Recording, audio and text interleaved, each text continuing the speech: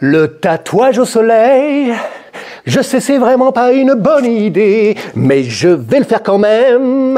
De toute façon ce tatoueur je le reverrai jamais. Je sais, j'aurais pas dû. Mais malgré tout, qu'est-ce qu'on fait quand on a un shop en plein bord de mer? Est-ce qu'on ferme? Est-ce qu'on refuse la clientèle qui vient pour demander un tatou? Alors je vous dirais que dans la pratique, évidemment, il est recommandé de ne pas se faire tatouer en plein cagnard. On sait ce qui se passe, ils viennent, ils se font tatouer. 2 heures après, ils sont à la plage en train de se rouler dans le sable. C'est pas le meilleur milieu, on est bien d'accord. Le soir, ils continuent en prenant l'apéro et ils finissent à pas d'heure en se roulant par terre et en finissant en bain de minuit, dans le meilleur des cas. N'oubliez pas une chose, il est quand même difficile de dire non aux clients, mais il y a quelques recommandations que vous pouvez leur donner. Passez vos vacances, amusez-vous, revenez nous voir 2 ou 3 jours avant de partir et on vous fera le tatou.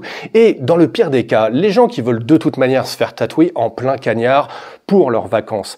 Le plus important, c'est que vous leur donniez les informations liées au risque. N'oubliez pas que c'est là qu'est votre responsabilité juridique.